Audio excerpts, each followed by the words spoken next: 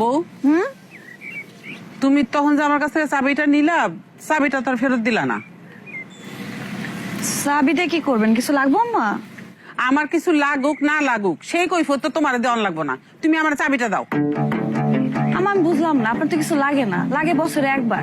আমার তো সবসময় লাগে। আপনার কাছে না বারবার চাইতে আমার ভালো লাগে না। এটা লাগে ওইটা লাগে, বারবার চাই কেমন জানি লাগে। আমার কাছে থাকুক স্যার। তোমার কথা না আমি কিছুই বুঝতে পারতাছি না। তোমার হাত খরচের টাকা দিছে, সেটা আমি কইলাম যে আমার কাছে থাকুক।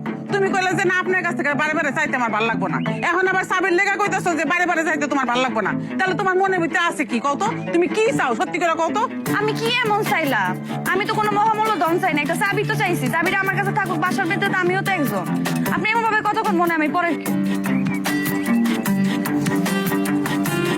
আমি কি তোমার কইছি যে তুমি এই বাড়ির পরের কেউ?